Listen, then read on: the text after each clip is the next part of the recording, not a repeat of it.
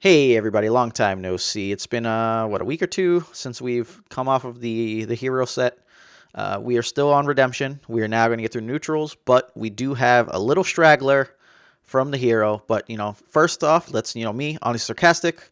We got NJ Cuenca over here. How you doing, baby? How you doing? Woo! I'm in the house and I'm ready to talk cards. Cods, all about the Uh, cods. No R's. They need well, not apply. cards. Well, I don't know. Are these technically cards if they're not on paper? Cods, Have we talked about that? if they don't exist on paper, if they count as cards, Yeah. someone printed them, right? Well, yeah, that's true. It's like saying do we count money as clothes because it's made out of cloth? Mm, There's a lot of things to think about on this very deep podcast today with the Hyperloops and honest sarcastic. So yeah, let's if talk you have any finances. Forget cards. Let's like talk stonks. Stonks. songs, GameStop, well, baby. No, well, let's. Or actually, this is the bookkeeping podcast yeah, where we where we talk about bookkeeping. well, no, I was gonna say we have clients that we request information from, and then they don't get back to us for weeks at a time. Exactly. Sounds about right. All right. Yeah. So So wait. go ahead. So to give perspective to what why I said that is I started a new job, essentially doing accounts receivable, accounts payable, bookkeeping, being kind of like the grunt who takes the checks to the bank and restock office supplies management. A lot of that like small business thing. The guy is growing and he's super nice and yeah, you're just like learning a lot of stuff, getting all the QuickBooks experience, and then there's like this property management software called Buildium that I'll be learning too, and yeah, it should be it's fun. Well, okay, so it's not necessarily fun. It keeps me busy and off the internet during the day. Like I don't check the internet at all. The internet doesn't exist to me between 9 and 5. Like I'm not one of these people. Like my job, I used to like just watch YouTube and all this stuff. Like no. I'm like going through emails, like inputting data, and like I love it. It's great. I'll probably get really bored of that, but the fact that like my day just kind of just speeds by, I like blink, it's over. I've done a bunch of digital dojo cage fighting with the programs. Um, yeah, it's great. I like it. We're gonna check back in 2 or 3 weeks and see how you feel about it at that point. Because if you've caught up and they were behind at the time, we're gonna see if you still have all that work. Because when you start to have to scrounge around to find things to do, life gets difficult, very difficult. Yeah. All right, so let's kick it off. We got defensive perimeter. It's the battlefield that's hero only, and it's power. It's on Hoth, so that little crappy guy gets +1 health. Power action: remove one of your dice to give a character 2 shields. How do you feel about it, Cuenca? Uh, remove one of your dice. So it's any die, which Mm-hmm. is kind of cool. And like you're essentially like cashing in a die that was bad, like a blank, for 2 shields. And it is Hoth, so it is applicable for a shitty guy that you said. So I guess that's cool. Um, That guy's villain, yeah, I by don't the know. way. It's what? That guy's villain, by the way. Oh, this is hero. Okay, so yeah, that doesn't even work. Okay. But if you are playing against him, then haha, they got you because now he gets +1. My first time playing on this battlefield, I played against a Veer's opponent, and then he took control. So then the stupid thing had +1 health, and I was like, Now, for those listening who might not know, and I think this is so, if you don't necessarily have to be controlling the battlefield in order to get the +1, right? It's just if that's the battlefield that you're that you guys are fighting playing on. on, yes. Okay. Yeah, they won the roll, and then they picked it, and they were like, haha, I got a health. And I was like, you suck. But then they stole it and then used that die to get more shield, so it was rough for me. I really like this battlefield because one, it's a power action, so we can get a usage immediately.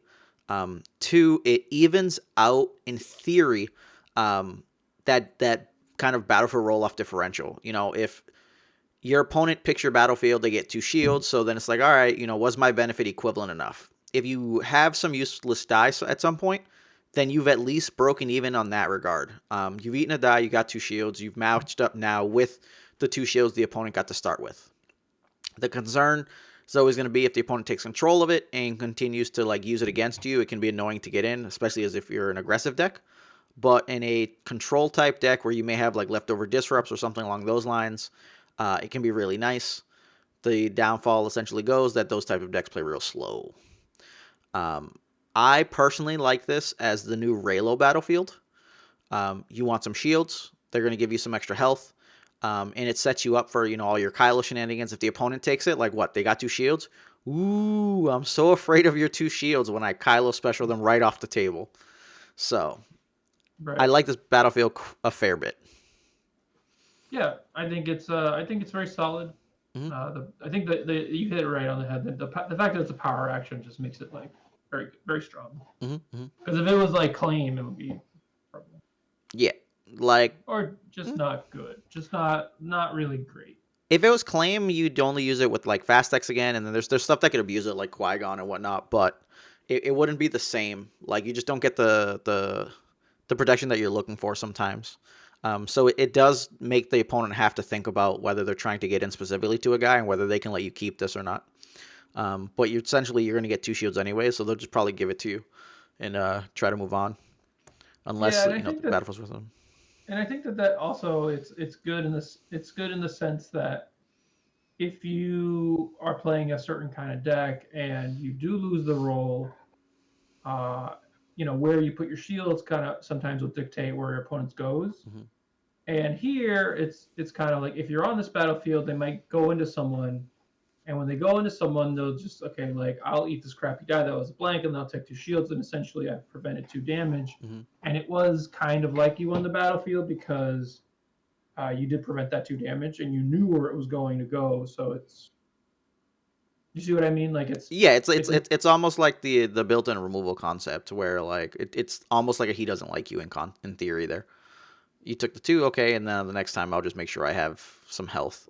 So it operates very well at protecting your guy, whether you got the battlefield or not. and I don't think this is too good either. I think this is a good sweet spot for this card. I don't Mm-hmm. know. I don't know what you think about that. Do you think it's like potentially too good or Uh, I don't know about too good, just because battlefields have always been like the control theft, where if someone gets to take it, you're just like, oh well, crap, because now you have to play against it. So I think it's good enough, but it is really annoying to try to get through at times. I gave it to an Akbar one time, and that was miserable because he always had some die he was willing to eat. Oh, yeah? round 1, here's this crappy X-wing die. Boop, 20 health Akbar, 22 health Akbar, 24 health Akbar. Now I'll play a Wasaka Berry. It's like, oh, It is go. fitting that you would lose to Osaka Berry. I don't think I lost to it, but the Wasaka It Berry was was there. annoying. We'd have Yeah, to it was check. We'd have annoying. to check to see if I lost to it. I might have. I don't know. But You all right, heard it here first. let's get Phil out of here. loses. Defensive perimeter. All right. Yeah, Uh, let's. Here, this is it's got some movie critique going to it, so we'll let you take this one. All Harness right. the Force. Harness the Force is a one-cost event. Spot a blue character to turn one of your dice to a side showing a special, then you may resolve that die. So this is just kind of like tailor-made for Raylo because it is blue, but it is neutral, so you could play it with something else. And I like it. I definitely like it. It's also good with Bane, uh, Darth. Sorry, I'm blanking on his name, but the guy who has a special based on the The upgrade Bane. Bane. Okay, yeah. Sorry, I was just thinking like maybe I'm just talking like it's Bane, but I'm thinking of Batman's Bane. Oh yeah, no, So it's Darth Bane. You're right. Darth Bane. Okay, yeah. So Darth Bane, that comes to mind. And I think those are probably the big ones in the standard format. The Raylo pairing and then Darth Bane. I might be missing something. Joe can cover it. But I like it. I don't. It's one of those questions about like space is really I think the issue. Like, is it better than some other card? Like, does it play well with that? I think that like with Raylo, it is potentially really powerful with Kylo. Because they won't see it. It's hard for them to play around it, especially if you have a shield. So you're just like, okay, shield, and then I get to re-roll it, and then that can be quite the shenanigans. So yeah, I like it. It's just I think it's just a question of like space because it's not like like the old the old Vader decks that could flip to threes and resolve them right away. Like the specials are not, except for Bane. So I think with Bane, I think you probably do want it because that's like four at the best. It's like five indirect, which is like pretty nuts. So with him, I would definitely play it. And Raylo, I definitely try it. I don't know if it'll end up being good enough, but I would be surprised if it wasn't good enough. But yeah, I don't know. I would be on the fence about it. I would definitely try it and see where it goes. Yeah. I feel like in both of the lists it would be an auto Tua for me. The rationale is just like, okay, so in Raylo, with Kylo and Rey, we're looking at it either being 1 for 2 damage. The theory there being that we're going to get the die back in the pool. We won't cast it if it won't re-up. And then on Right. Ray's side, it essentially ends up just getting, get me 2 shields, re-roll this my Ray die. The thing that matters though is that if you have, the Sheehan mastery, it's going to be able to flip to the special on that. If you have Untamed Power, you can get mitigation now because Untamed Power has the mitigation special. So there are a few specials that kind of line up there. It's much more powerful with Bane though because, like you said, his ability, but getting the Death Field special, you're playing against 3 wide, cool, take 6. You kind of just didn't, maybe didn't see this coming. Flip to the Sheehan Mastery that can come down round 1. I don't know where I'm getting this other money from, but, it Mhm. does that.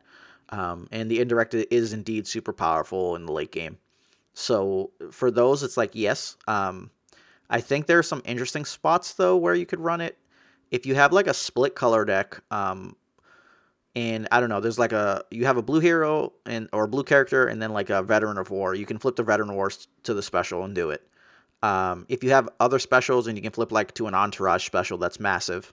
I don't know what situations you would consider running this in those, but there's probably an existence of character lineups. If you remember the old Leia or the yellow Leia that wants the specials to like ruin the opponent, oh man, Right. Yeah. look, cool. I got my 4 strike special here. So that there's enough decks where it seems like it could have kind of that good access going. It's weird though when you think of just like pure value. It doesn't feel like amazing when you kind of think like, oh, old school like lightsaber throw or defensive stance when it comes to Raylo. But the fact of the matter is they really really want those effects to go off. So Right. getting the lightsaber throw I think is really good there. Getting the defensive stance less so, but But usually it does that help matters. you. It does help you protect Kylo, which I think is pretty huge in the sense that not only it is sort of a defensive stance, but like you said, if he has a shield, you are getting that die back, and that could be like defensive stance, 2 damage, right, at like the most upside, which is pretty huge. Yeah, but it would just be defensive stance reroll a die, not necessarily 2 damage per se. Right. Right, well, that's what I'm saying. Like at the upside, it's defensive stance plus 2 damage. Yeah, but I'm saying it's just defensive stance and a reroll. That's the way I would view it because Okay. you could hit special 6 times in a row technically, right? And like it's just I wouldn't equate it to that because the dilemma ends up is your theoretical downside is either it's use up a die and 2 damage or use up a die and get 2 shields, both of which are terrible when you have to pay 1. Um, because you gave up a die and got the other stuff, and we're used to just getting that ability outright. And like that's my concern is that the net gain there isn't massive. So I think it's good.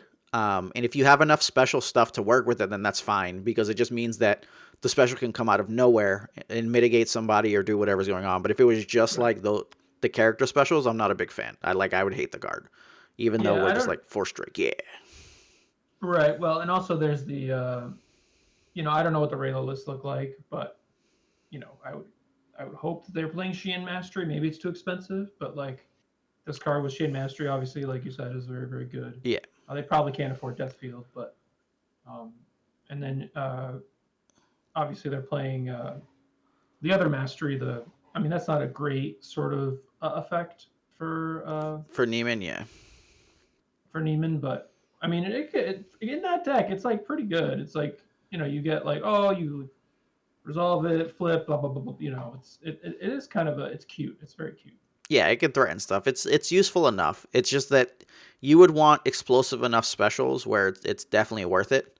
Right, Like right. the Veteran of Yeah. War special is just that insane because now you're getting the mitigation plus the normal effect. But even then, like you're still paying one to get that going, and it's just like, is that worth it or not? Right. It's kind of just hard to gauge. It's just like the Shein Mastery special is far less worth it when it costs you one to get to that stage. Or maybe you But just go all big and all home, and then you play Death Field, and you play She, and then you play these, and you're just like, yeah, my dick. yeah, It's really expensive, and I don't know how I'm making money, but you know what? If it goes off, it goes off. yeah, I think Bane is fine. Raylo, it's useful enough because you can kind of debate people, right? Like you flip the Kylo die, and they're like, "Nope, got it," and then you hit them with the harness to smash their shields off, and you just wanted to get the path cleared so you can set up stuff. But Yeah, yeah, and I think I think that deck has played a lot of questionable cards in its time. mm, Is another thing that I'm thinking about, and I feel like this is like one of those where I wouldn't be upset, but it's played cards where I was like, damn, I really have to play this card. it has. I, But I think there are a lot of good cards right now for Raylo though, so I couldn't actually fit this in my Raylo build. I might have fit it as like a one of, but yeah, we'll see. Let's move on. We've got Rising Whirlwind. It's one cost blue neutral. Event move. Spot a blue character with two weapons on it to reroll two dice. Then remove one of those dice with the lowest value. You choose in the case of a tie. So this is like Ghetto Overconfidence reprint. Not only do you need a blue character, you need two weapons yeah, but and a reroll two dice, and then remove one with yeah, the it's so lowest.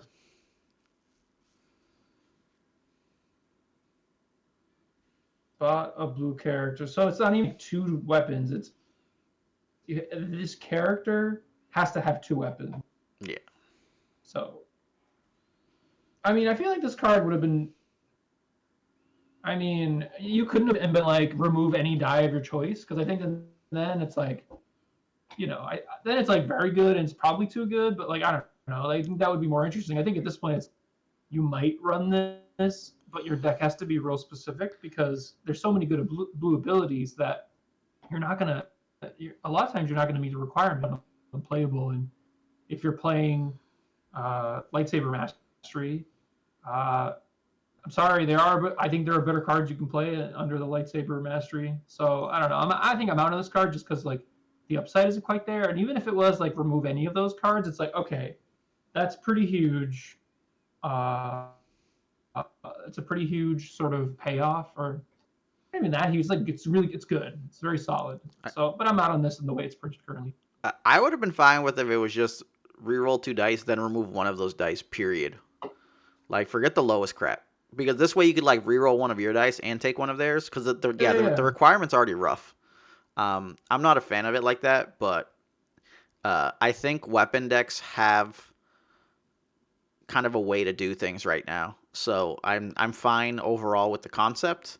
And if you just don't have real mitigation, like it's like fine, I'll run this. But I'm not happy about overconfidence with this crazy restriction.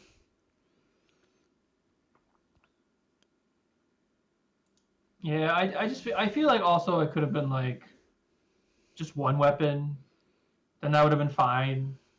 Because the thing is that like there's so many good blue abilities that it's sort of like you know what I mean, and like what round are you playing this? Like round three, like round two at the best. So it's Yeah. just like you can't keep it in your opener. You sort of have to like naturally draw it or play it as you like your move underneath lightsaber master. Yeah, it's like I just don't really like it. Yeah. No, it's quite rough in that regard. And speaking of blue abilities, you done about that one? Because we're about to hop into Force Valor. Oh yeah, yeah, yeah. Oh, let's All do right. Force Valor. You can you You can can do you it. can take the Force Valor. I'll give you this one. I'll give you the goods. All right. You'll give me the goods. All right. Force Valor, 2 cost upgrade ability. Its die sides are 1 melee, modified 2 melee, 1 resource. Excuse me. Special blank. Special is choose and do 2 of the following: deal 1 damage to a character, heal 1 damage from a character. Oh my god. Heal 1 damage from a character, turn a die to a side not showing a special. So you have 3 choices: deal a damage, heal a damage, turn a die to a side not showing a special. So no special change to Mr. Force Valor. It's got a pretty sweet picture of like Luke just coming in hot, not giving a flying fudge. But yeah, it's pretty good. I don't know. It's weird. It's. I just think it's like fine, but that like I go start building the decks and there's just like other cards that I want to play over it. But I could be wrong. I'd be open to being wrong, but it's just like I've been playing this Qui-Gon deck, and I definitely want Jedi lightsaber over it. I definitely want know over, and that actually could be wrong just because like the I'm noticing this problem with Qui-Gon and like having issues with just having two different kinds of uh, so that is like a real thing, especially when you like have when you have like the option to have four upgrades on your guy, you kind of want to take advantage of that. But yeah, I don't know. It's like it's fine. It's just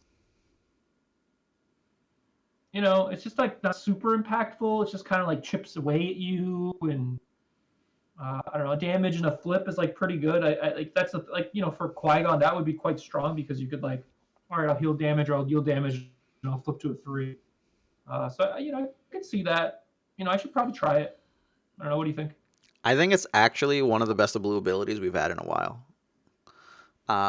So the rationale before we go into it is it's play only if you spot a blue character. It's not blue character only. So that means that, oh, I had a blue character and I can sneak it on this guy that no one cares about. And now he's going to have this the entire game. And I like for me the rationale is that the special being a focus in one damage or one heal. That's the way I view it. I don't like even as deal one heal one. It's a 2 damage swing, right? Because you dealt one and then you picked one off. Means that 3 of the sides did some equivalent to a minimum of 2 damage, and we have the resource side. So 4 of the 6 sides are amazing. We don't want the blank. We don't want the 1. The special, though, being able to focus and deal 1 is actually more value than the resource side in concept. Just because, so like Qui-Gon, like you stated, like you can flip a bad Qui-Gon side to a 3. And then hit someone for 1. Flip Qui-Gon to a 3, and then, heal 1 damage off. So for me, that's pretty massive. It's also not a mastery, so you don't have to deal with any of the Neiman or Sheen mastery. Oh, I guess I lose this. Nope, none of that. It's neutral. So like for me, this is one of the best abilities that came out in a while. It doesn't feel super impactful as an aggro deck sometimes, just because the special doing 1 and turning your die doesn't seem like it's amazing, but usually you'll have 1 die that's on a bad side somewhere or mediocre. So at bare minimum, you can get additional damage from that or go from like a blank to like a 2 or 3 or resource, whatever you're looking for. So for me, that's quite massive.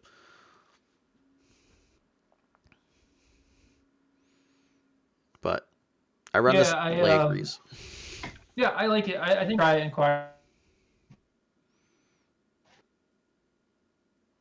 found the whole like mastery thing to be kind of an issue, and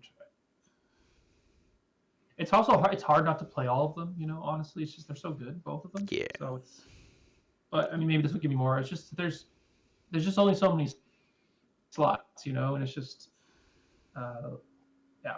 But I for me, I think that like when I get new cards, I kind of have the opposite. The decks, even if they're bad, for me, it's like I think these cards are still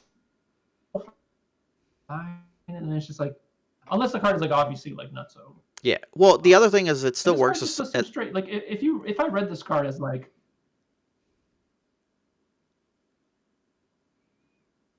you cut out. Sorry. You said if you read this card as. oh okay oh if I read this card as like if the specials were just like solid twos, um, this card is in theory if it was like 1 2 2 plus 2 resource, I think that would be a pretty good card, right? It'd be okay. If it was 1, 2, 2 plus no, sorry, 1, 2, 2 plus 2 resource would be slightly above curve. But focus and a damage is actually higher value than 2 damage. The other thing to keep Okay, in mind is you don't have to turn your die. You can actually soft mitigate an opponent. a good point. And we're gonna flip you to the blank. Meow, meow. All right. Wow, wow. But speaking of masteries, we have a new one, and it doesn't have a die. Its name is, I'm gonna probably screw this up, so kill me later. Jarkai. Cost 1. Upgrade ability form. Blue character only. Limit 1 form per character. Attached character has +2 upgrade limit. Before you resolve an attached character's weapon die, if attached character has 2 or more weapons on it, increase its value by 1. So I've played against this, and I didn't realize they had to have 2 weapons on them. So I think I took extra damage. I just thought it increased all the weapons. I'm like, that's pretty good, because dude was getting like a resource. He got 2 resources.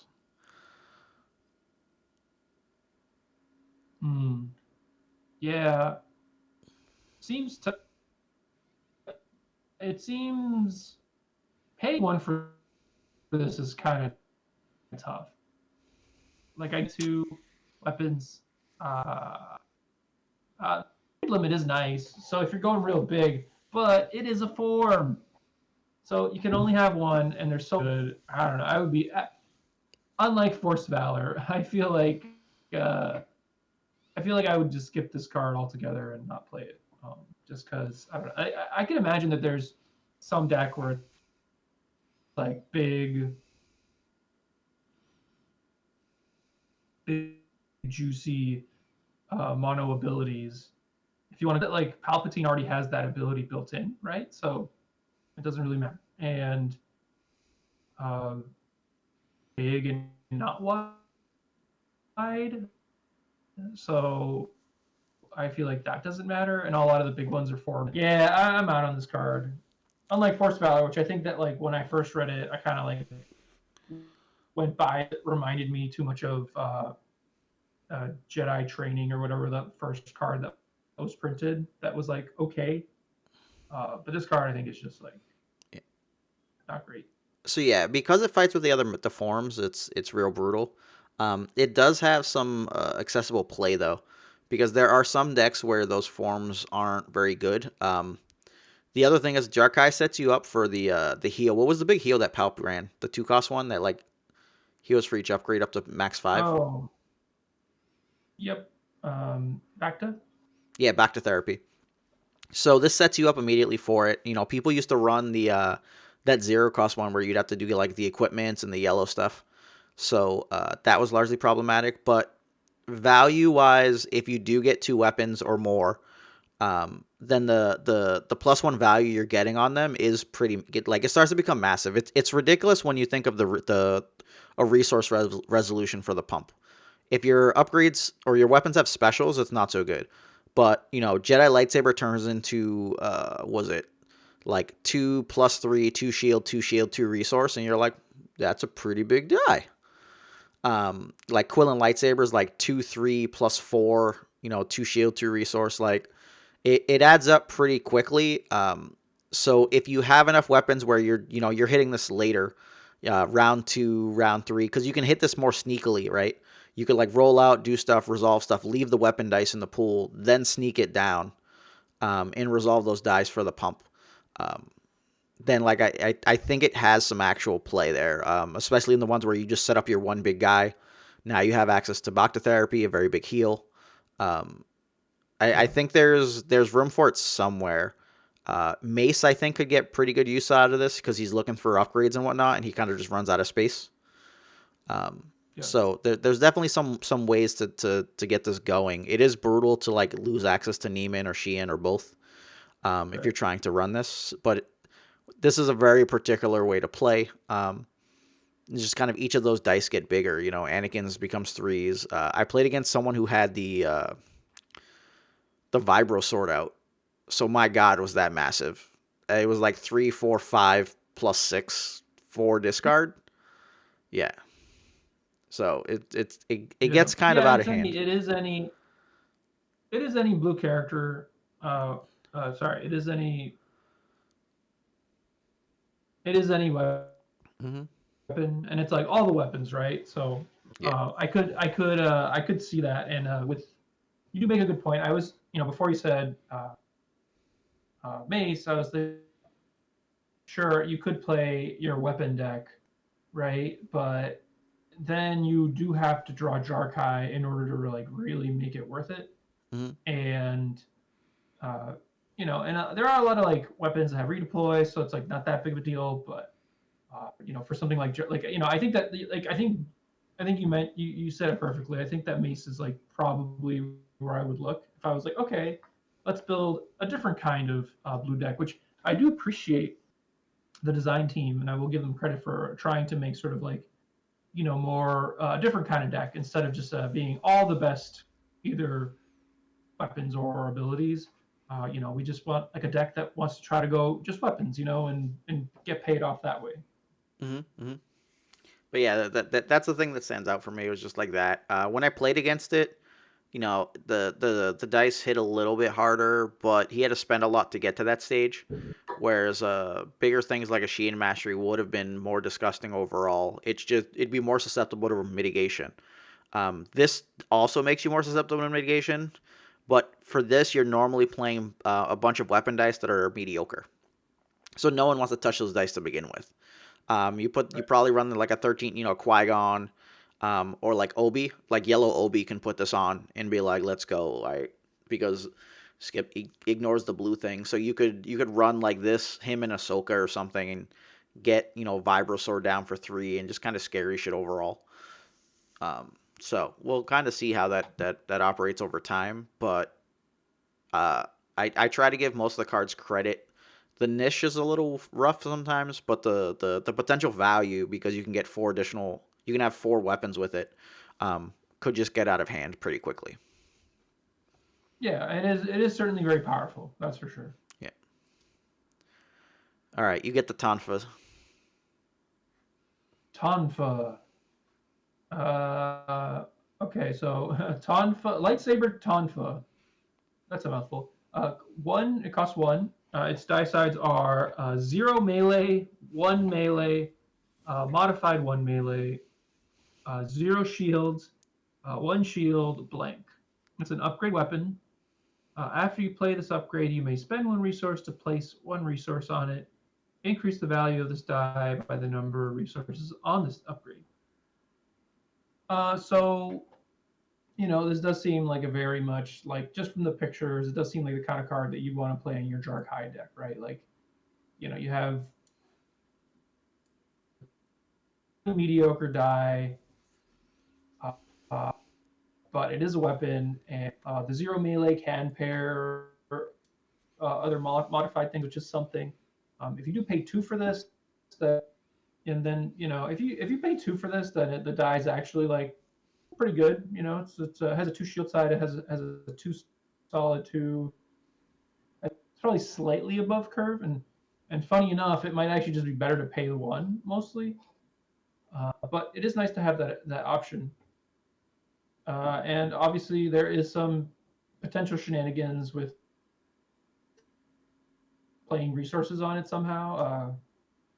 Other cards, I can't think of them off the top of my head. You can look them up and figure and make your real sneaking resources onto my lightsaber Tonfa deck, which I don't know. I don't really foresee that being good, but hey, it does sound fun, and if it does work once, then you got the achievement. All right, so here you go. You ready for this?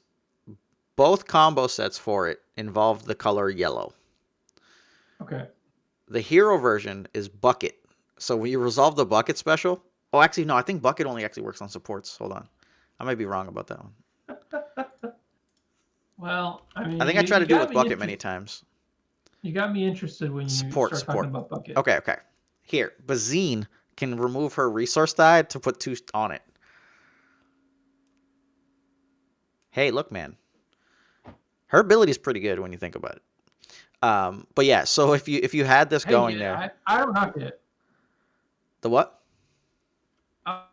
I mean, that's fine. Yeah, I mean, it's good. It's good that that ability is on a starting character, Yeah, because I hadn't really thought of it, because all the cards that I could sort of think about are like cards you have to play.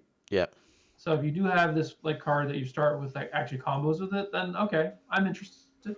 yeah. So like, let's say you don't pay the one resource for it, but you crack the Bazine die, then you're looking at 2, 3 plus 3, 2 shield, 3 shield, and that's kind of out of hand. If you pay the resource for it, then it's like 3, 4 plus 4, 3 shield, 4 shield, and like a little overkill there. But Bazine could get real abuse out of this. Where it gets bad is someone has raiding parties and they steal the resources off of this. So yeah, theoretically though, you should be running raiding party so you could steal your own resources off of it. And get your money back. Like you could pay the money for it, use it, then eat the money off of it, then Bazine it back on, or like whatever you're doing. Um, but yeah, it doesn't feel so good overall when you're going like full on crazy pile. But it can get out of hand. Bazine can do some silly things. Like if Bazine does this round after round, at what point does your opponent like cry? They have to mitigate it every round. They'll be like, it's 2-2-3, it's 2-3-3. I mean, it is pretty. Yeah, It is. It is pretty hilarious. yeah. Not gonna lie. After 2 rounds of that, it's like 4-5-5, 4-5 plus 5. People are like, oh. I don't know And what. I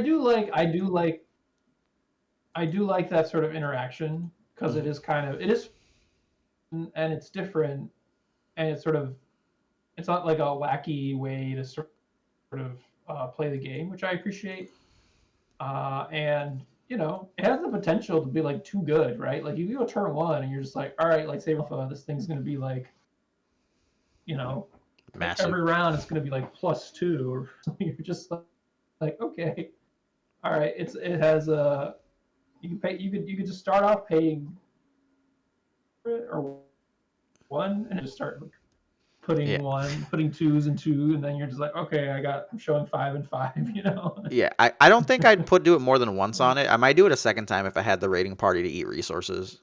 So like I could use it, smash them, then activate, eat a resource off of it. The only reasoning is because I don't want to kill the shield sides. So like I don't want to get so out of hand that people are like we have to kill the guy it's on. right? Um, and I don't want to kill my own shield sides or make them useless. So like there are other cards that Bazine can run in the deck too to put stuff on. Um, like there was the combat droid. The combat droid specials increase the damage for each number of resources on it, so you could just do that. So that there's some sneaky ways to play an entire Bazine deck, but then someone's gonna kill it early and you're gonna cry. But yeah, Tonfa's Yeah. not complete trash. And it's interesting that it tries to upgrade itself as into a 2 drop. So Yeah, I mean, like if it was a card that was printed as the 2 drop, well, not exciting. It is, you could think about playing, mhm, because it does have it has like 3 2 sides. But maybe mhm. we live in a world where that's just like not good enough anymore. Where you're just like, okay, you have 3 2 sides. Like, Yeah, the problem ends up being is like the mod 2 side's not so what else good. are you doing for them? It doesn't have a resource. like Yeah, like like we've had one two yeah. The lack two of resource is resource. pretty Yeah. brutal. Yeah, that's pretty brutal. Yeah. But all right, I'm done with you, Tonfa. But I mean, you just put the. Go ahead. I mean, yeah, you just put this on Bazine, so they kill Bazine, and you're like, all right, well, I didn't care anyways. Well, I'd probably put it on the other character because then if they kill the other character, Bazine's still going crazy with like combat droid or whatever other thing. But yeah, if you just didn't care about Bazine and you wanted her to die, like yeah, you just throw this on and see what happens. Just run it with Weta Yeah, Palace, baby. You ever try to play Weta Palace? go to town. Not. Maybe I have. Probably. I don't know. Weta Palace is the one that when you claim or power action, you can put a resource on it. But the power action instead of putting a resource can remove all the resources off of it to give you that many resources. Uh, So you could Bazine to put 2 resources on it and then use the power action to take those resources.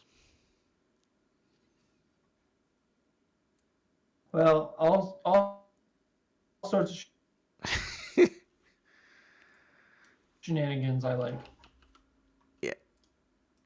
go double check on that Weta Palace. Uh, I've done and this then before. I just wanted to make sure that I can clean it. Yeah, claims place a resource. Power actions place a resource or take all resources. So if someone started you with it, you could just put the 2 resources on and then take them like it's a crackhead deed. You got a whole meme deck going. yeah, I love it. Yeah. I love it. Let's make it happen. All right. Quelland Lightsaber. 3 cost. Upgrade weapon. Die sides are 1 melee, 2 melee, modified 3 melee, 1 shield, 1 resource, blank. Now, before we get into this effect, overall, it sounds yucky. Absolutely terrible. We all remember Heirloom Lightsaber. This has straight up redeploy, doesn't require to be on a blue guy. It's like, okay. After you play this upgrade, or it is moved to a character, if it is on a hero character, heal 1 damage from it. If it is on a villain character, deal 1 damage to an opponent's character. Now we got spicy. We got real spicy. So for me, the big thing here is that because we can cast it and then heal 1, it's like half of a resource discount. Also, when the redeploy triggers and goes onto another character, if it's hero, we get to heal. If it goes on villain, we get a damage. So like think of like Kylo Crossguards, any of those ping effects that we were getting, like Dooku's lightsabers. That damage adds up when you're being aggressive. The fact that it has redeploy and it can do it multiple times is also really strong. And in general, we were kind of missing some of those 3-drop redeploys that we needed. So yes, the modified side is a little rough. But overall, because we get that extra ping, it's really, really, really, really, really nice. 4 realies, guys. 4 realies up. What you got, Cuenca?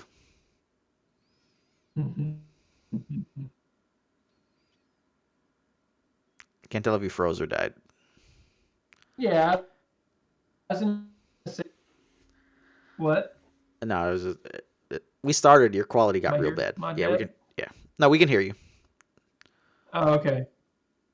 Yeah, I was gonna say that I think the villain side is better for sure, but serviceable for the hero side because the thing is that like when if they're focusing down a character, right, your other character might not even have any damage, so you might not get the value off of the first off of the redeploy. Yeah. But for the villain side, you can start doing shenanigans where you like kill your guy off to ping, and then you're like and Always gonna get this that's damage. fun. Always. Yeah, you could play some like oh it's they saw me coming. I was thinking Jawas, but it doesn't do anything. Or like like Night Sister zombies, just like somehow like just sack one, sack. She's like Sack the zombies. I don't know, something like that. So that would be kind of fun. I'm trying to think of some 3-wide melee villain deck, and it's like, all right, we start with Dooku. Oh, it's that. What was those crappy villains we were talking about? The 2 people with the red faces, Savage and the horn thing. Mace. Yeah. No, Maul and Savage. I know you guys are gonna play Oh that yeah. back where I'm like trying to figure out what the hell I'm saying. You'll love it. I know it. Thank you. The horns. Yeah, you could probably get 3 guys. You could get 3 guys in there, and you got your redeploy. Yeah. I mean, that's like super annoying for sure. Like you're like, I gotta kill this guy. I'm gonna take a damage, and And they're gonna I gotta roll the like die finagle some out. shields so my guy doesn't die before I take that damage. Yup. And then you probably have other if you build your deck correctly, you probably have other ways to Yeah. get it in there. And then you play some Jarkais, right? So then the Quillen lightsabers come over and you reuse them, and they're all big and buff, and then you smash them in the face. Another guy dies, and you play another Jarkai, and you're like, let's go, Yeah. we're drunk.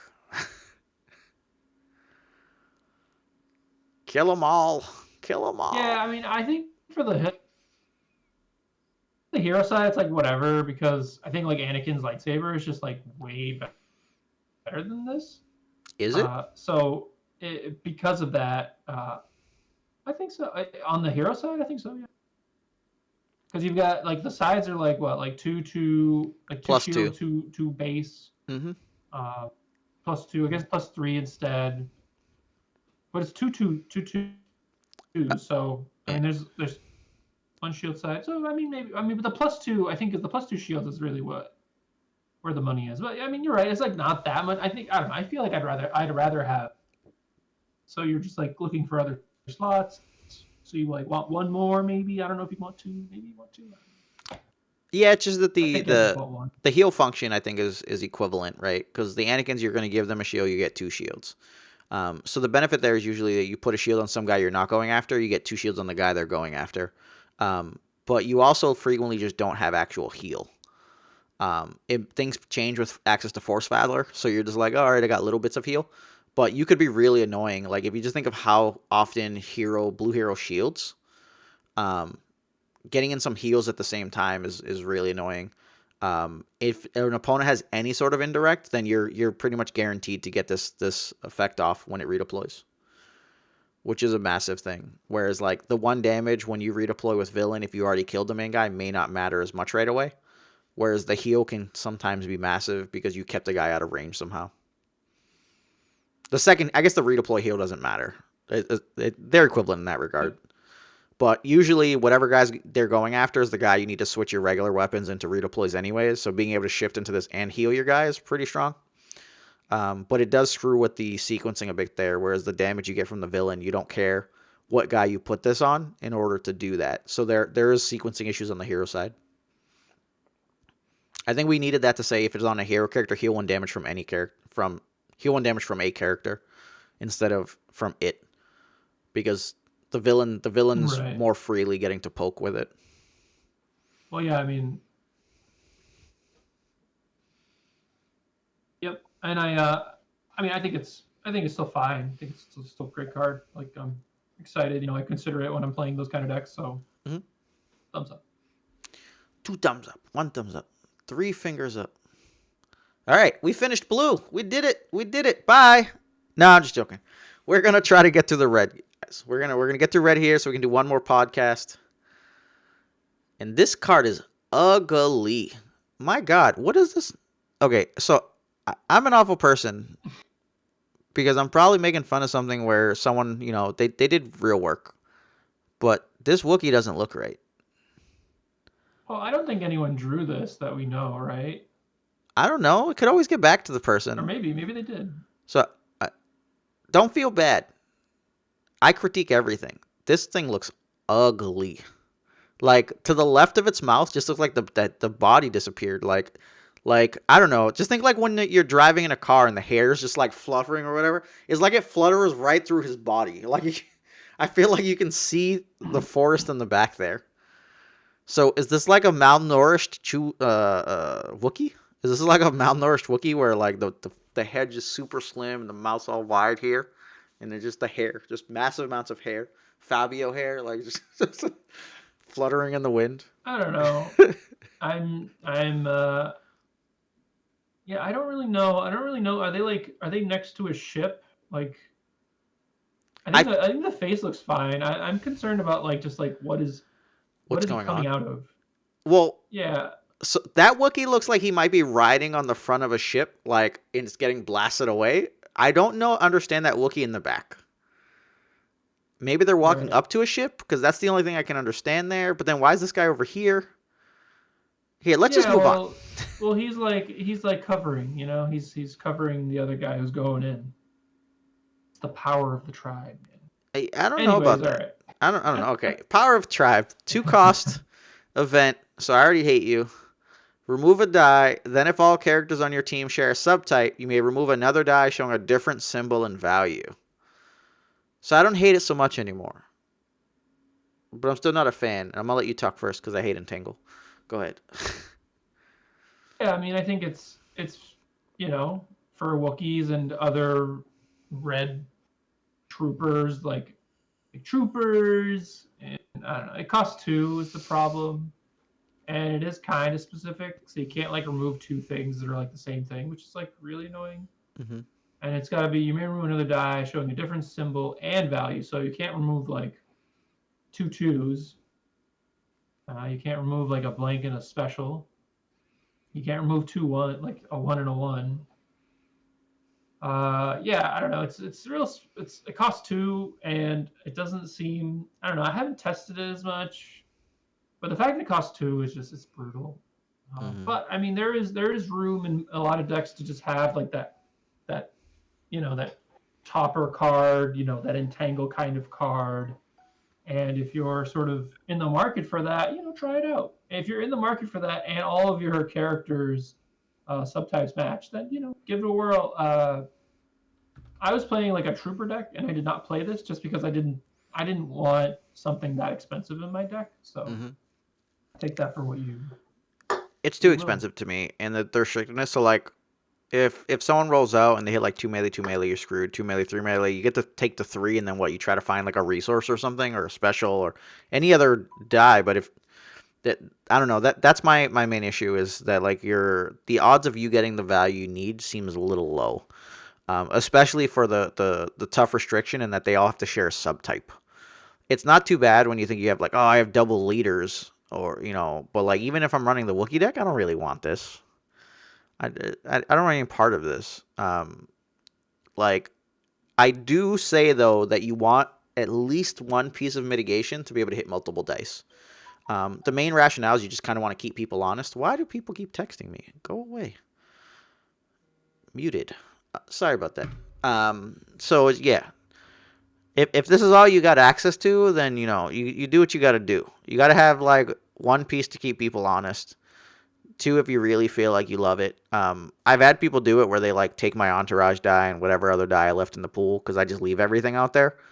But usually for me, that's still like a net positive because I'm like, yeah, pay your money into this. I have no intention of doing anything besides eating you from house and home or whatever. I don't know. I'll eventually kill you with all the stuff I put in play. The end. All right. Wasaka Berry. So, would you rather play with Berry or this? Wasaka Berry is what? Heal 2? So Wasaka Berry costs 3 and essentially heals or removes. It equivalently moves, mitigates 1 die per round. Cost three Um, though, you would need but 3 rounds to even out. you do get yeah. It has to be 3 rounds, and then it would be like parity. Yeah, I'd rather play Power of the Tribe. But the concept is you could play with Berry early. It feels miserable to spend your resources into that, but you could play it early. Whereas Power of the Tribe is probably better later because you've already situated your board state. Now you just kind of want to stop damage or whatever coming in, and then you smash people off the table. Yeah. So Wasaka Berry requires playing it early, and I don't like that. Whereas Power of the Tribe coming in late is fine. Because you can afford that late and just not care. Like round 1, you're not gonna play Power of the Tribe. Like never, pretty much. Bane can hit Although 3 in a if special, and you're you're a just like, maniac, you will play with Berry, and your opponent will be really annoyed. and then you Power of the Tribe them, and they're just like, ugh. And you didn't do anything besides just heal your guy. No, it's Akbar. Akbar just wants to get to the next round. No, I mean that's what I'm saying is that like with Yeah, Berry is just like for Akbar, right? yeah. Like that's like the only deck that you want with Berry. Uh, you could maybe play it in Wookiees because all that damage and moving and healing and stuff, That's true. and like they do have beats, but yeah, I don't really like that concept. Fortitude. All right, All right. All all right, right. Small Battles 1 is the next event. It costs 0, which I love already. It's an event, resolve one of your red dice showing a value of 1 without removing it from your pool. I like this card a lot because it costs 0, it does something, it's very flexible. Yeah, we've covered this before. It works well with focuses and resources. Um, that's about it. But if your deck has those, which they should, one resources and one focuses, then I do enjoy it. And sometimes, you got to do a damage, and if your opponent's going to die after you deal 2 damage and 2 actions, not great, but can do something. Yeah, so I like it. I like it quite a bit. I dislike it a lot, but you take what you can get. We don't have a logistics, so if you got to run ghetto logistics, which is what this is, I understand. If you have red sides that have a couple resource sides on them, obviously have to be singles because this thing's caca. You're in a really good place. 0 for a resource, solid. 0 for a focus, solid. Everything else other than that, 0 for a disrupt, also solid. Everything else other than that, I don't like. Like 0 for a discard, poo poo. 0 for 1 damage, go to hell. 0 for a shield, go away. 0 for 1 indirect, worst one side ever. Yeah, the one indirect is actually really. I'm sorry, the one disrupt is actually really spicy Yeah, because your opponents a lot of times are not like, oh, he's gonna resolve this indirect, yeah, and sometimes you're just like, okay, I'm gonna do one.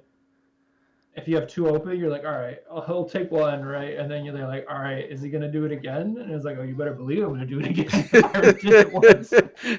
yeah. The thing there is usually like if you have one disrupt showing, they'll usually take 2 resources at the same time and move on. Whereas if you had like a 2 disrupt showing, they'll take one and be like, meh, meh. So then if you could like small battles the 2 disrupt to just eat the 1 resource, you'd be like, yeah. Because then there's like, Yeah. crap, I can't get past this. But on single reason, they're just going to resolve both. And then it's like, oh, okay. But if someone tries to short it, I don't know. Usually if someone's trying to get past your disrupt, they'll do the resource, then watch you disrupt, and then maybe take the resource after because they didn't want to take 2 if they only needed 1. And they're fine giving up the action to make sure that they didn't take both and then you just didn't disrupt, right? Um, but yeah, it doing a red resource is like it's serviceable. I actually think it's really interesting with the Wookiees though, and I never considered it, which was that the Wookiee melee 1 when he has the 6 damage starts as a 1. It turns into a 2 as a before ability. Um, but I think you would have already targeted it, so I want to say you get to free do that. So you might be able to get the free 2 damage out of it in the I rookies don't deck. know because it's show. I think it says showing, so it's not showing. It's technically not showing a one anymore. It's showing a two. I think. Yeah, but it has for it to do that. It's before you resolve still. So I think you'd be already at the point where you're choosing it. Maybe I don't know. I'm gonna look it up. I'm gonna look up a Wookiee and Wookiee it's a vengeful before Wookiee. effect. Before you resolve this die, while your character has 6 or more damage on it, you increase the value by 1. Oh well. Yeah, it's not while he has 6. It's +1. It's before. That's what I was saying. So like Oh, I think you would have chose it, and then you are attempting to resolve it. Now that you're attempting to resolve it, it'll before trigger and pump it. okay. But Oh, I'd that's like pretty to good. believe you can just get it because it doesn't say resolve one of your dice. Period. If it was showing a value 1, don't remove it from the pool. Instead, it's all at once. So I'd like to believe you'd be okay with it, but I'll be honest, I'm not 100% sure. Yeah, I'd imagine that was intentional, right? Like that they would want it to work like that, just to give you sort of like an added benefit to Wookiees, but maybe not. I mean, that's just something we should look into because um, it's like so you would smell battles one, resolve your dice, Mm-hmm. and then it would trigger. It would just be weird if it didn't work, Mm-hmm. right? I'm checking, but I think I'm gonna say that we're good to believe in that. And if I'm wrong, I'm Yeah, sorry, guys. right. We'll see. We'll see some comments from people telling us we're wrong or right or. Yeah, I don't know. Just go ask. Everyone, go tag rules, Every, Jesus. Yeah, just tag Gandor 30 times. He'll love Yeah, that. it's like a pumped up resource. And the best part there is that the Kashyyyk Warrior does have the disrupt side and has the resource side. So you're like, I can get 2 damage, resource, or disrupt out of this. This could be good.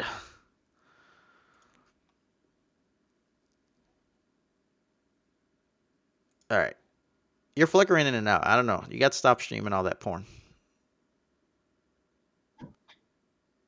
I don't stream any porn ever, except for the ones that I star in.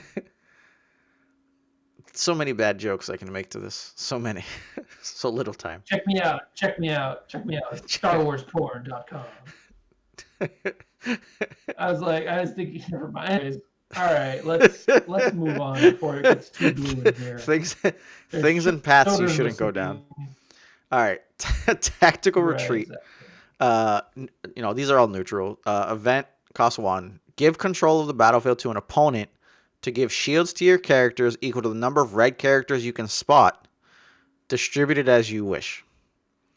So 2 red characters means 2 shields, 3 red characters is 3, and the obvious 4 or more is 4 or more. I think if you have a ton, that's cool. but because it's a 2 ability, you have to actually give the battlefield to the opponent. And I think the effect wasn't good enough. I think I would have needed it to go the number of red characters you can spot +1. Only so that you don't have to be like a 3 or 4 wide red deck and like having control at that point. Like you're already just playing a terrible deck. You shouldn't be going that route, I think. Um, but maybe in one of your weird trooper piles you can run this. Trooper pile. And I'll tell you, it is good. You know what? When you complete the Urzatron, what it says, you get it's dug-in, right? You get 3 as you wish. Uh, for those OGs, dug-in is the first of that sort of effect. But you had to control the battlefield, so it's sort of like reminiscent of that. And here you must control it, and you give it to them. So yeah, so it's good. It's good when it pops off and you have 3. I will say that I did stop playing that deck because I felt it wasn't good enough. But there are probably other ways to make it better. I just felt the Pyre, Death Trooper, Faust lineup just wasn't good enough. Just the dice weren't good enough. That's essentially what it was. And oh yeah, it was Faust, Death Trooper, Faust with the that Send in the I troopers. forget the villain. Send in the troopers. Yeah, send in. No, it's not send in. Just the villain. The villain. Oh yeah, I don't know. Relentless Advance. Advantage. Yeah, which I because in that list it only costs 1, and the problem was it just like the supporting cards just weren't good enough. That card was like it did good amount of damage for what I was doing, and then the deck kind of like didn't obviously do as much damage because I'm sort of like building around that. It was like a fun deck. It's just I played against some like the stupid printed, and I was just like, I can't beat these stupid cards. Like, what's his face, the Benthic. Like I played against Benthic, and I was like, are you like that was the thing. It's like I have like a battlefield deck that wants to claim the battlefield. It's just like unplayable in this format, just because of Benthic. Did you pull out the guys first and then they pulled out Benthic? That's all I want to know. If you said something, I didn't hear Oh, I don't know how it worked, but maybe they got me. it. Because that Oh would no, have I been. said maybe they got me, and they pulled it out afterwards. Like, oh, Oh, that's cute. Here's my Benthic deck. that You're just like, oh, I hate you. I would have hate been a you. create. It's like when you want to test a support deck Right? and then your Yeah. opponent whips out Yellow I, Villain. You're like, oh, I hate you. yeah. So I'll end my discussion on tactical retreat. The one thing I will say about small battles, one that we didn't mention, if you're playing like a mill deck, the one discard gets a little bit more mileage. But that was all I Hmm. wanted to add to that. It does get some mileage there. Mileage may vary. Vary. Very mileage. Very. All right. Something about very. This is very bad. All right. Extra firepower. Cost 3. It's a plot. Action. Set this plot aside to resolve 2 of your dice, increasing each of their values by 1. So if we think back to Small Battles 1, the effects where this is very valuable is going to be focus, resource, disrupt. Damage, it's like, okay, I'll still poo-poo on you. But resources where you're spicy, you get 2 resource sides, this is good. If you IDT resource, right? Yeah. 4 resources, now we're talking. Yeah. I don't know what else you're going to run with that. Ooh. Okay. IDT, Elite IDT, Jawa, extra firepower. You just only want to have resources in your deck and have no ways to kill them. I guess IET does kill them, but There's 4 IDT dice. Get out of here. That's 2s. We're just going to take resources first, and we're going to put a bunch of stuff on the table. yeah, that's cool. I mean, I don't know. Like, I'm sorry. You can continue talking about this card. It seems like the kind of card you'd really like want to play, just because it is like at best case scenario, it is a plot that says 2 resources and it costs 3. Mm-hmm. If you can get 2 resources for 3, you're in a real good spot, though. you're in an amazing spot. You Yeah. get 2 resources for three team building, right? And then you start Mhm. putting out just dirty things like that 4 cost e-web making thing. Round 1, okay. Mega Blaster's not gonna work with that pile I said, but you're like okay with it. Yeah. Um, what else we got? Krennic's 13, IDTs are 8. Nope, you can't run enough of them. Well, it's neutral too, so I don't know what you can do on the hero side. You can do it with the discards. There goes your discard plan. 2 single discards is 4 discard. Ugh. Well, yeah, that would make me very upset. Not gonna lie, if they were just like they're like I hate you so much because like you're in a really Yeah, you're for. resolve up to not that you would ever really want to just do it for one, but Well, so the other thing there, right, is that if you do focus first, because you get in theory you can resolve them together or separately. So if you did the focus first, it'd be 2 focus. You could flip 2 dice and then resolve some die that got turned as the plus 1 value for the second one. So it's not great there, but you could always resolve for focuses and then hit a resource one to get 2 resources there.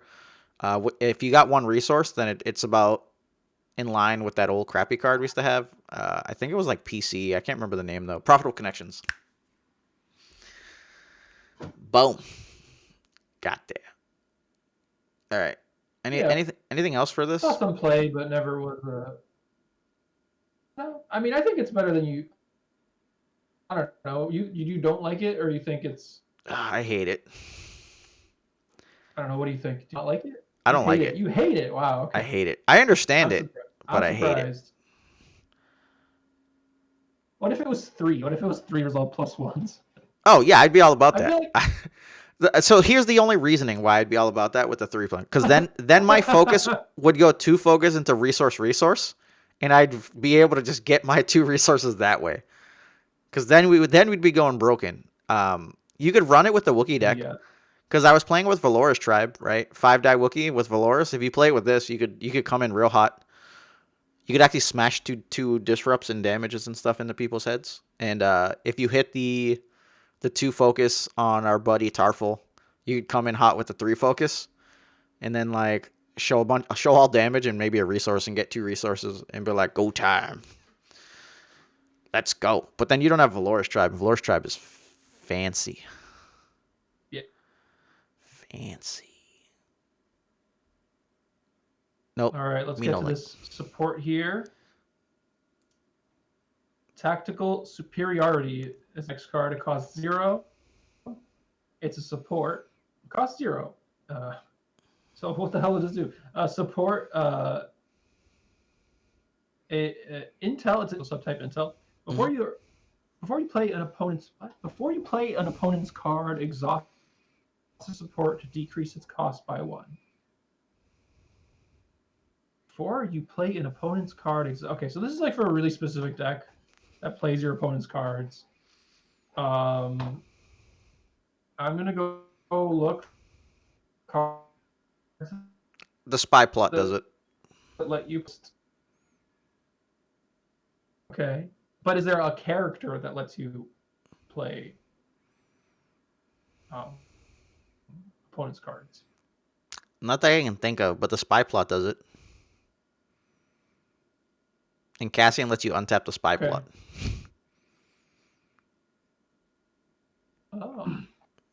Okay, so there you go. If you start with the spy plot, then this card is playable. Just barely. That card. Otherwise, the card's unplayable. But if you play spy plot, it is a 0. It is a 0 cost support for what it's worth. Which I don't know if there's some kind of deck that wants just that. It's red. So there might be. It's intel, which might matter if it's like some type of intel. Like if you get it for free, it's like an extra card. So like maybe that's cool. I don't know. Cassian usually gets to bring intel thing. cards in. I don't know of anything else that works with intel. Really know.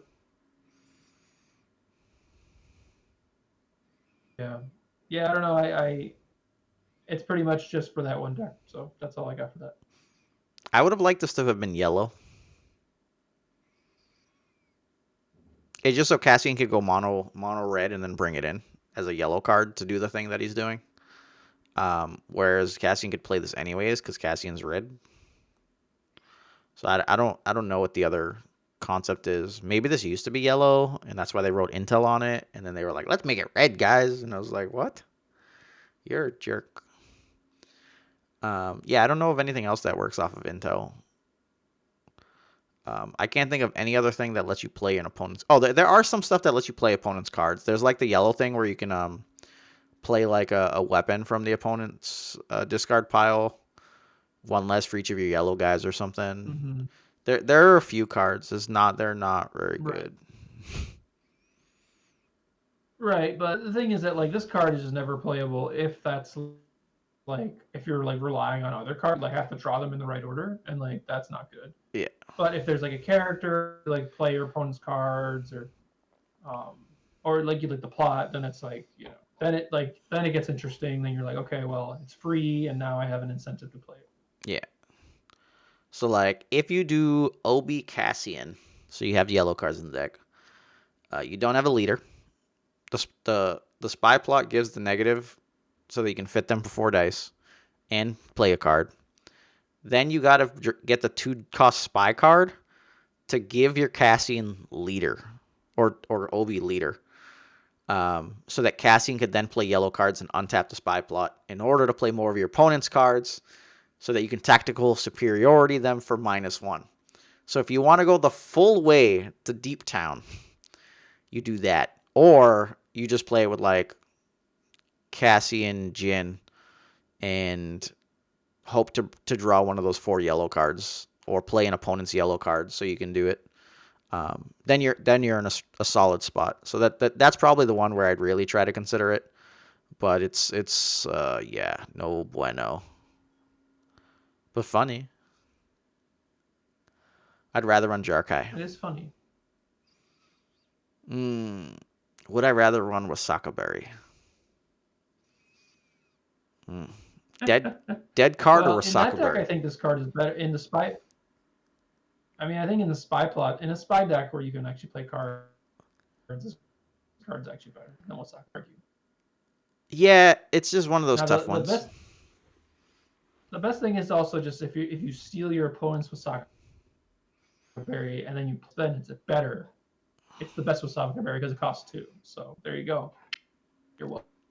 You're welcome. Yeah. But the funny thing here is that with the tactical superiority, you can steal someone's Neiman Mastery and play it on Obi for 1. You can't steal someone's Neiman Mastery and play it on Jin or Cassian. All right, let's stop I mean, horsing I think around. it's fun. I do think it's fun that like I do think it's fun to play your opponent's stuff. So I like that. I like them trying to make that sort of an incentive. So Yeah.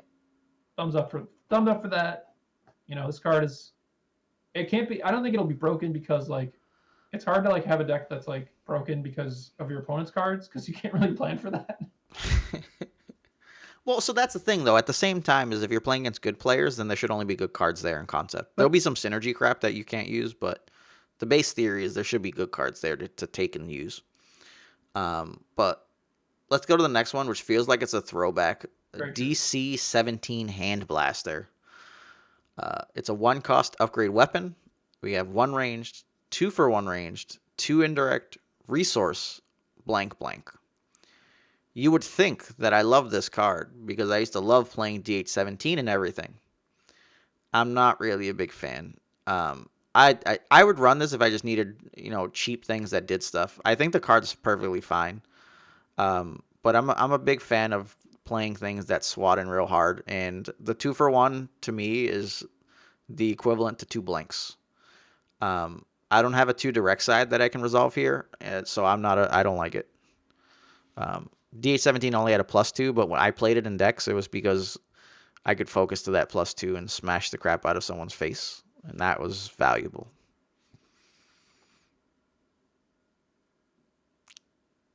Good old DBS. You got anything for this DC 17 Hand Blaster, my friend? I like it. I think that it's good, pretty good value. Like I think the, I think it's good. I think it's like fine. I think it's above curve, and I think that's why this set's so good because it's sort of like it like really makes you it like sort of elevates the standard for like the cards because while this card is not as good because of that, like the exchange of one resource for two damage, right? That's why you like D8 so much because like you're getting the deck in a way where it's okay, I'm gonna get that, and if it like that happens 2 rounds in a row, the card just busted, right? Dealt 4 damage for one. Mm. And here, the indirect is sort of the longer the game goes, that does become a solid, but like it doesn't help you kill the first guy as much. Yeah. So like Erect, and it's like that's like fine, and against a lot of decks, it's like you don't. It's like a 1 damage, um, but against a lot of decks, it's like I'm gonna put it on my worst guy, and then that's the guy you didn't want to kill, and getting a resource is like good, but like at the end of the day, like are you playing a one cost upgrade? Um, you probably would that had like all resource sides, but that's not like really a good analogy. Um, but like it'll get you money, and because it's like it costs one. That's sort of like at that spot where giving you an extra money turn is like will end up being profitable because the games will be long enough for that.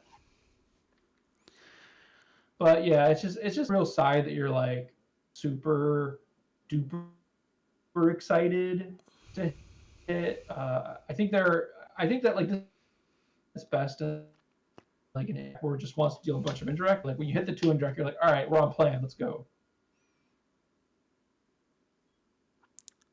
I'm trying to think I whether. like this in Good.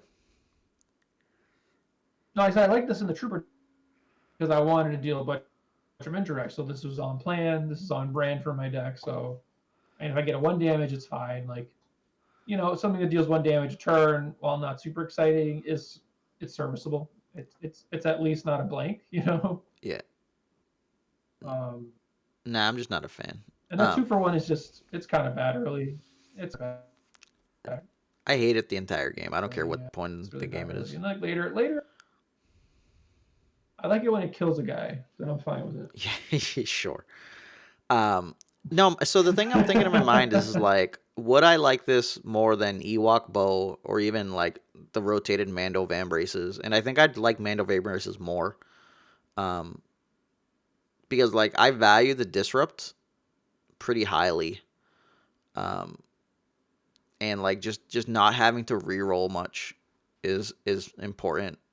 The thing here is that two of the sides do give equal value in concept to the cost.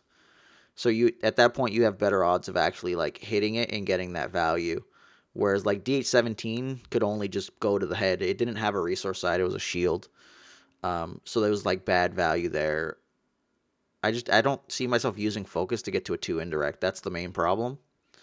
Um, so I'm not a big fan of this at all. I think realistically I'd prefer to just straight up have Ewok Bow because the base one to me is better than the 2 for 1, and the disrupt and the 2 indirect are about equivalent. So then switching out a blink for a shield is a value to me.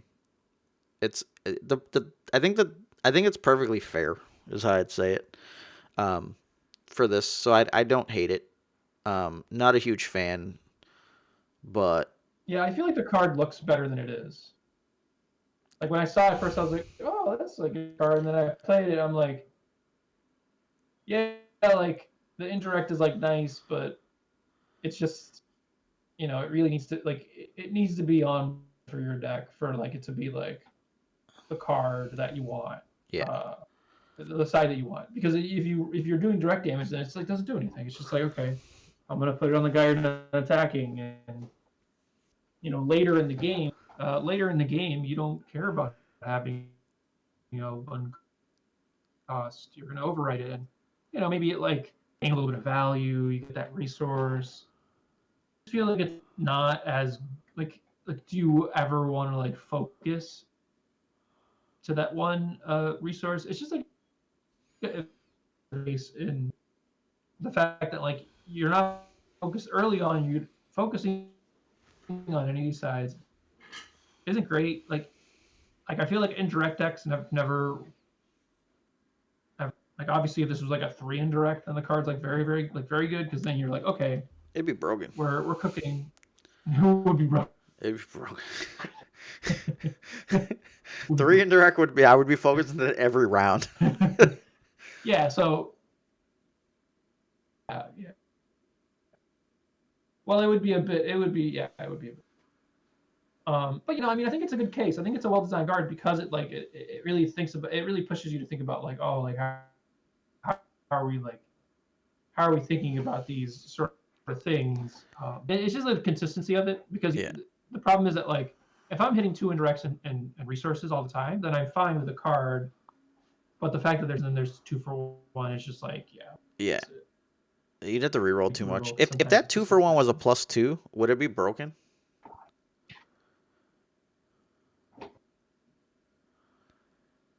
I don't know if it would be broken. It would be better than DH17, Yeah. right? Yeah. That's why I'm asking, would it be broken? So, well, I mean, was DH17 broken or was it just like really good? It was broken when you had focus. Like 2 focuses, not like just 1 focus. Right. Well, I mean, I don't know. I think that's, I don't know.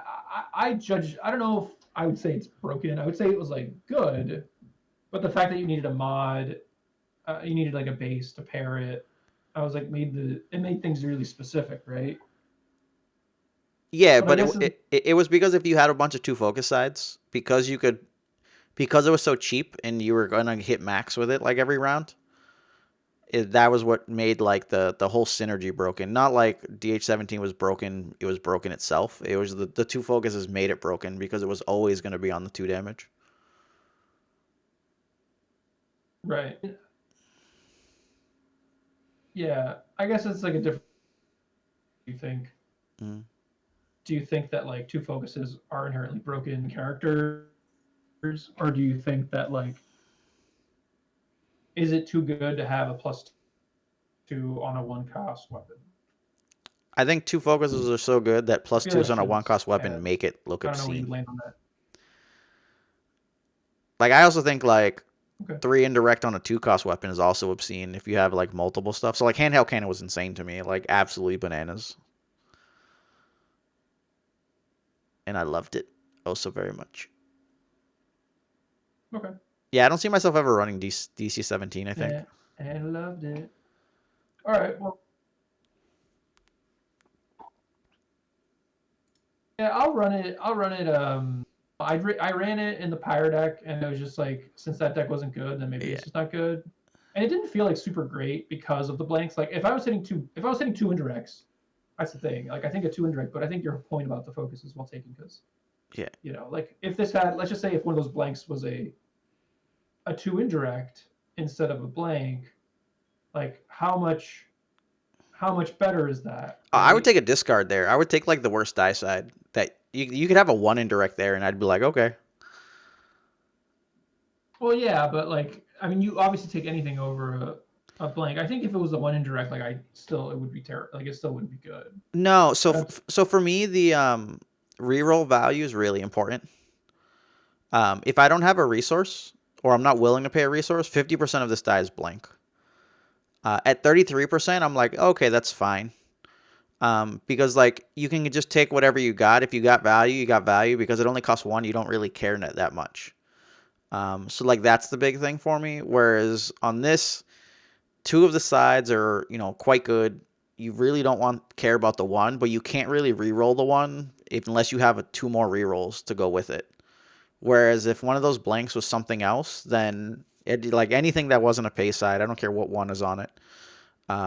You're in a better position where you're like, okay, if I decide to re-roll, I'm 66% to be like the same or better when you started with like one of the 1s. Whereas like in this situation, it's brutal because 2 rerolls, 1 in 4 times you're gonna brick twice if you because of the 2 for 1 and the blanks. And like that math there is for pretty large Yeah, concern for me. I'm all about like just taking value that I can get.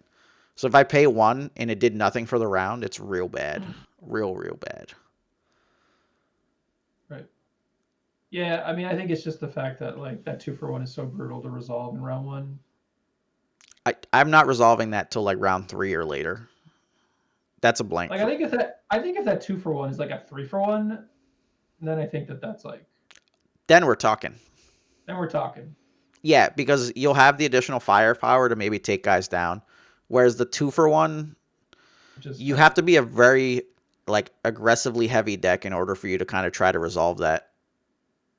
it's just the math doesn't work out because in round one you're basically spending 2 to deal 2, and that's very bad. Well, that's about even when you think from the upgrades, but you'll have a worse upgrade. So your normal 2-drop upgrades, you're looking for like 1/2/2 resource. So Right? Yeah. if you hit him for the 2 for 1 on the first round, you're like, all right, you're on par with what a 2 resource Yeah. Yeah. card Sure. cost. The problem is each subsequent round your die is worse than Yeah. what those had cost. So you would have been it would have been more profitable to just play an actual 2-drop. Like 1/2 plus 2 disrupt was much better. Um, shit, the 2 for 1 was it 3 for 1 disrupt resource? I love that one.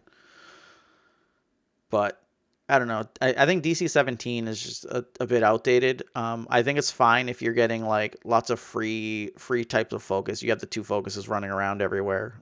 So now I don't care what it is. I need additional dice because now you're like, okay, play this for 1, play this for 1, 2 focus them both into resources, take resources, play this 2-drop, like do whatever's going on, and then it's like fine. Like when Snoke was running around with all those 2 focus sides, then this die's really good.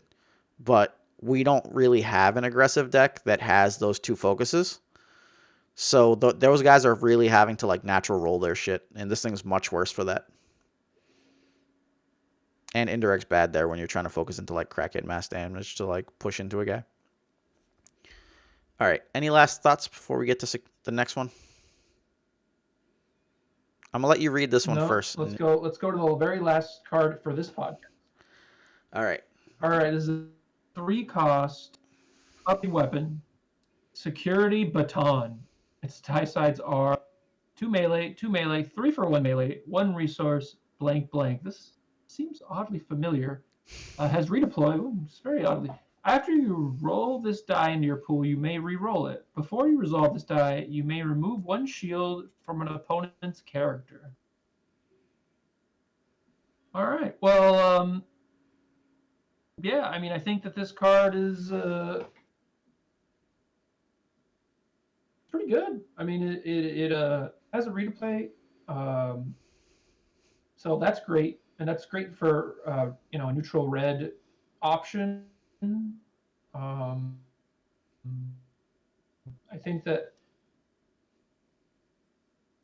it's not like super powerful or above curve, but the fact that it can do 2 and it sometimes actually just represents 3D like shield decks, like decks that have play shields where it's going to represent 3 damage.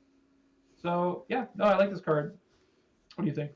Yeah, it's a Z6 riot control baton with an ability. Um, so I actually really like this. I was Yeah. playing it in the Wookiee deck because I needed redeploys to go over things like Veteran of War or something in case I was afraid of my guy dying. I did find that it was the removing the shield thing was really nice.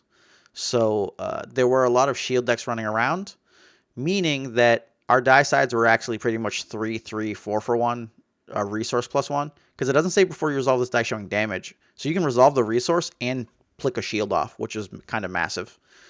Um, you know, I'd probably still prefer to have something like Anakin's lightsaber, but it's really hard to come by with like red yellow decks if you needed access to redeploys. Because they were just really not very good. Like, sure, we have Vibrosword, but if your guys aren't, unique or elite, then Vibrosword kind of pales by comparison. And then just to kind of talk some math here, if we ignore the 3 for 1, because you just can't afford to resolve it that round, and the 2 melee, and resource are fine to you, because you have the reroll, you were actually 75% to show the 2 melee or resource, meaning that it was better than the 4 sides, because it was 5 sides is like 83%. So you're like halfway between there, as far as like your normal roll off on it. So it's not as bad as actually a normal 2 blank die. If you can afford the 3 for 1, now we're actually talking at 88%. You're actually higher than if it only had 1 blank on it. So there's actually just a lot going on there. And I'm quite a big fan of it. Like, because the reroll too, like let's say you're only going for damage, you're 75%. So it literally becomes like 4 of those sides were those big damage, which is more than most other dice have. You don't have a lot of dice with like 4 damage sides like that. So for me, it's a massive thing. But at the same time, you pretty much put a target on this die being mitigated, because they don't want to let you resolve a 3 damage for no reason. So that is cause for concern. But I do like it overall. Redeploy, sweet. Reroll is sweet. Resolve and remove a shield, sweet. Why are we keep getting stuff with 3 abilities? In this case, it's okay. But in a lot of other cases, there's concerns about that. Right. Yeah, that was like my point, is that like, oh, those 2s are kind of like 3s in a lot of situations, and it's not even like the character resolving it against. It's like you can just like hit that guy and then remove that shield. Like, let's go. Yeah. So yeah, this card's great. Mm-hmm. Why was I playing this card in my trooper? That was a misplay. Yeah, redeploy, and Z6 just pales in comparison, because it's the same exact Carlin, and it doesn't have that remove shield side. So, I think that the big theme of this set is just kind of like pushing things a little bit more that are kind of were previous. Yeah. And pushing them a little more in certain areas, just spice things up, make things a little bit more aggressive. Yeah. I've always thought that like the free cost upgrades generally could be pushed a bit more, because of the whole die removal thing. Mm-hmm. Like, you pay 3 for something and it gets removed, it feels pretty bad. Yeah. And the thing is, it's really not printed 3/3/4 for 1 either, because it's only if they have a shield. So if you're not playing against a deck that can generate any shields, then, it's back to its normal size. But being pumped up versus the bigger shield decks, kind of reminds me theoretically like Dagger, right? Dagger Mortis was pretty mediocre versus regular decks, but when you played against a shield deck, it was just like absolutely bananas. This doesn't get to do the absolute banana, but, it helps out a fair bit versus those shield-based decks. Crack all 3 of those shields. It's like half a banana. The what? I said it was half a banana. Yeah. It's not Oh, it's halfway banana. there. Oh, living on a prayer. All right. Well, do you have any? We've gone long, so Yeah. do we have any thoughts? Nope. I don't got much left for this. We got one more podcast coming for the other half that we need, yellows and gray neutrals. You can just read some of them on the screen right now. Yeah. But all right.